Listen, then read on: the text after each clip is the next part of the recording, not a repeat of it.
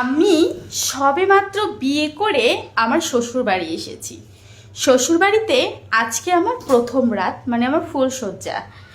কিন্তু আগামীকাল সকালে আমার স্বামীর ফ্লাইট আছে, সে বিদেশে চলে যাবে। তো বিয়ে করে আসতে না আসতেই শুনি আমার স্বামীর ফ্লাইট, সে কালকে সকালেই বিদেশে চলে যাবে। তো বিয়ে করে এনেছে কেন, আচ্ছা যাই হোক। তো বিয়ে করার পরে এসেছি যখন, তখন সে আমাকে তার হিস্টোরি বলা শুরু করলো রাতের বেলা। সে আমাকে বলছে তার নাকি একটা মেয়ের সাথে সম্পর্ক ছিল, সেই মেয়ের সাথে সম্পর্ক হওয়ার পর একটু প্রবলেম হয়েছে, তাই সে তার ফ্যামিলির পছন্দে আমাকে বিয়ে করেছে। Okay fine. তো এরকম গল্প গুজব করতে করতেই সে রাত 3টা প্রায় বাজিয়ে দিয়েছে।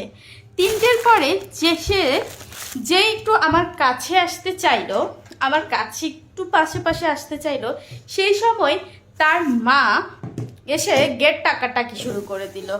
Okay fine. তার মা গেট খোলার পরে দেখলাম তার মা এসেছে, আমার স্বামীর মা, মানে আমার শাশুড়ি।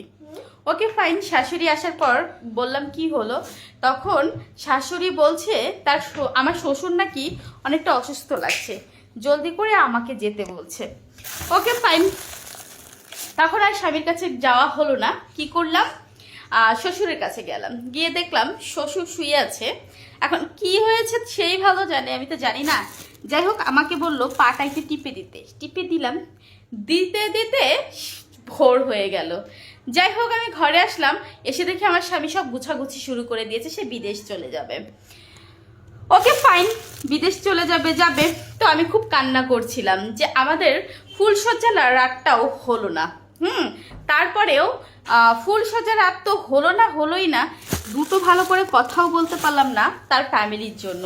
এরকম বিয়ে বা এরকম কপাল কার ভাগ্যে হয় যে ফুলশয্যা রাতে স্বামী আমার সাথে একটা ভালো করে কথাও বলতে পারলো না, সারা রাত গেল আমার শ্বশুরের পা টিপতে।